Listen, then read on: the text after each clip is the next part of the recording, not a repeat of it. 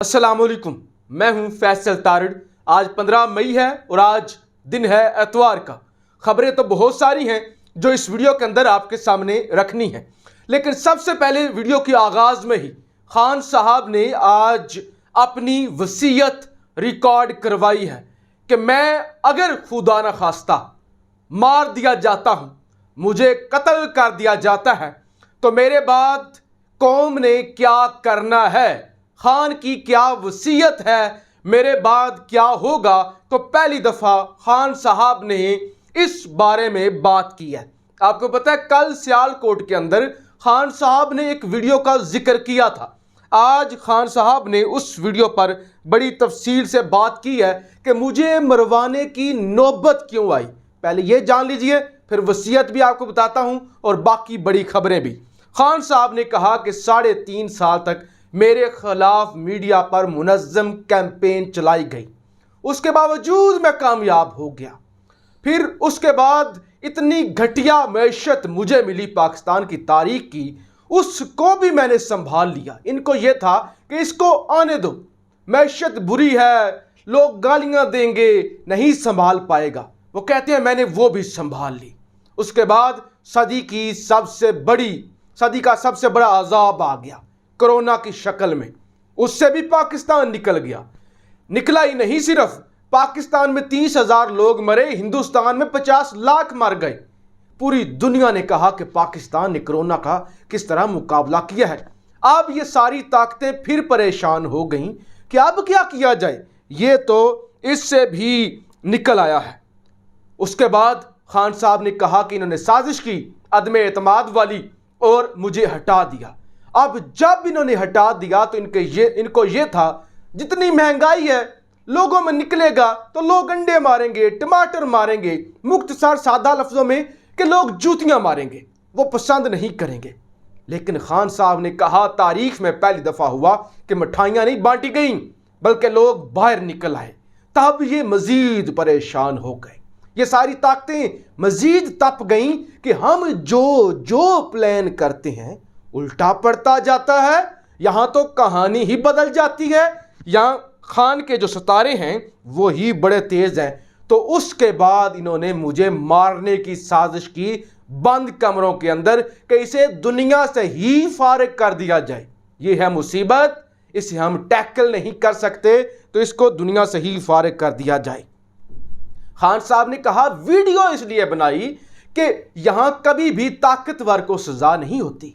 तारीख भरी पड़ी है, कैसे लियाकत अली खान को मारा गया, कैसे भुट्टो साहब को शहीद किया गया, कैसे ज़िया-उल हक को जहाज के अंदर उड़ाया गया। खान साहब ने कहा नहीं पता चला इसके पीछे कौन थे और किसी को सजा नहीं हुई। इसलिए मैंने वीडियो के अंदर एक एक नाम लिया है ताकि मेरी कौम को पता चल जाए कि हुआ क्या है, कार्रवाई क्या डाली है, कौन कौन मुलव्वस था, कौन कौन अदारा, कौन कौन सरबराह, कौन कौन इसमें मुलव्वस था। पूरी कौम को इसका पता चल जाए। तो खान ने कहा अगर ऐसा हो जाए, खुदा न खास्ता अगर ऐसा हो जाए कि मुझे ये नक्शे से हटा देते हैं, अगर मुझे मार दिया जाता है, तो फिर मेरी कौम से 2 चीज़ें हैं कि एक तो ये जो वीडियो रिकॉर्ड करवाई है ना, इसके बाद ये वीडियो पब्लिक हो जाएगी और मैं अपना इंसाफ अपनी अवाम पर छोड़ दूंगा। खान साहब ने लोगों से पूछा मुझे बताओ मेरी मौत का अगर मुझे मार दिया जाता है इंसाफ दिलाओगे, मुझे इंसाफ दिलाओगे। जब ये खान साहब ने लफ्ज बोले ना कि अगर मुझे मार दिया जाता है तो मुझे इंसाफ दिलाओगे मेरी कौम, उस वक्त मजमे के अंदर हर आंख अश्कबार थी, हर कोई रो रहा था, हर कोई परेशान था। इवन कल मुझे बहुत से लोगों ने बताया है कि कल सियालकोट के अंदर जब खान ने यह जिक्र किया तो तकरीबन सारों के ही, हमारे भी रोंगटे खड़े हो गए थे और बेशुमार लोगों ने कहा कि हम रो रहे हैं, हमारी आंखें अश्कबार हैं, हम अपने महबूब कायद को नहीं खो सकते, हमने कायद आजम को नहीं देखा, हमने इमरान खान को देखा है, ہم عمران خان کو کھونا نہیں چاہتے، ہم مرنا چاہتے ہیں عمران خان کی جگہ، ہماری زندگی بھی عمران خان کو لگ جائے تو آج بھی ایسے ہی الفاظ تھے۔ خان صاحب نے کہا میرے 2 وصیتیں ہیں، جن لوگوں کا نام لیا ہے میں نے ویڈیو کے اندر، ایک ایک کو انصاف کے کٹہرے میں لاؤ گے تاکہ تاریخ میں پہلی دفعہ پتہ چلے کہ طاقتور بھی قانون کے نیچے ہوتا ہے۔ اس مقصد کے اندر میں کامیاب ہو جاؤں چاہے مجھے اپنی قربانی دینی پڑے۔ دوسرا یہ کرنا کہ کبھی بھی کسی ایسی پارٹی کو ووٹ مت دینا میرے بعد بھی، کسی ایسی پارٹی کو جس کے پیسے جس کے لیڈر کے باہر پڑے ہوئے ہوں، پھر وہ پاکستان سے کبھی وفادار نہیں ہوگا۔ خان صاحب نے کہا ایف آئی اے کے افسران مروائے جا رہے ہیں۔ یہ جو ڈاکٹر رضوان اور نعمان اصغر ان کو ہارٹ اٹیک ہوا ہے۔ خان صاحب نے کہا سپریم کورٹ سے کہتا ہوں ہماری دفعہ تو رات کے 12 بجے 100 موٹو لے لیا تھا، ہم کوئی پتہ نہیں کون سا جرم کرنے چلے تھے، الیکشن ہی کروانے جا رہے تھے، حکومت نہیں کرنے جا رہے تھے، اب بھی 100 موٹو لو، کیونکہ میں نام بتا سکتا ہوں۔ خان صاحب نے کہا میں نام بتا سکتا ہوں، ایسی زہر مارکیٹ کے اندر ہے جو کھانے کے اندر اگر کھلا دی جائے تو خود ہی دل کا اٹیک ہو جاتا ہے، خود ہی ہارٹ فیل ہو جاتا ہے اور بندہ مر جاتا ہے اور لگتا ہے نیچرل ڈیتھ تھی، ہوتا قتل ہے لیکن لگتا ایسے ہے کہ جیسے نیچرل ڈیتھ تھی۔ خان صاحب نے کہا شہباز شریف اتنا بڑا بوٹ پالشیا ہے، جہاں بھی بوٹ نظر آتے ہیں پالش کرنا شروع کر دیتا ہے، پھر یہ نہیں دیکھتا کہ وہ کس کے بوٹ ہیں۔ لیکن میں ذرا آپ کو بتا دوں آج پاکستان کے اندر کیا کیا ہو رہا ہے۔ آج ہی فیصل آباد کے اندر خان صاحب کا جلسہ ہوا، کراچی کے اندر 500 لوگوں کی ایک بہت بڑی ریلی ہوئی جس میں پیپلز پارٹی کے چیئرمین بلاول بھٹو نے خطاب کیا اور کہا کہ سازش وائٹ ہاؤس میں نہیں ہوئی بلکہ سازش جو ہوئی ہے وہ بلاول ہاؤس میں ہوئی ہے۔ ہم نے ضیاء کے خلاف بھی جد و جہد کی تھی، ہم نے مشرف کے خلاف بھی جد و جہد کی۔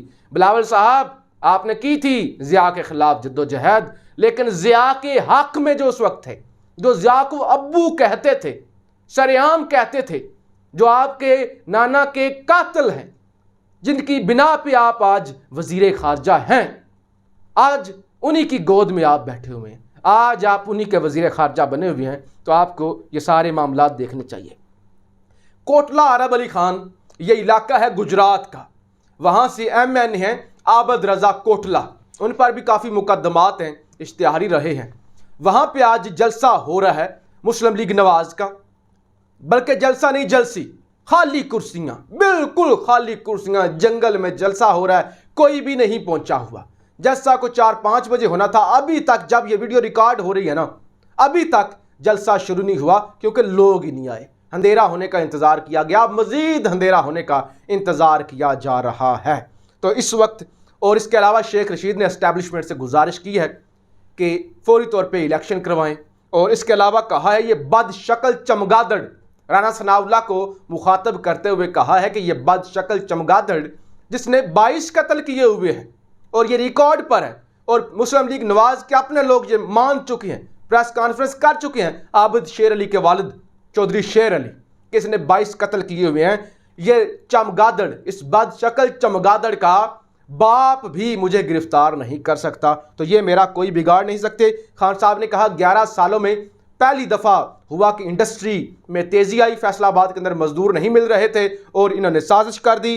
آج حمزہ کا اپنا مرغی کا کاروبار ہے تو مرغی مہنگی ہو چکی ہے، مرغی مل ہی نہیں رہی، اور اس ملک کے اندر یہ طے ہو گیا ہے کہ جس نے جتنا بڑا جرم کیا ہوگا اس کو اتنی بڑی وزارت ملے گی، اور اس سارے معاملے میں زرداری گاڈ فادر بنا ہوا ہے۔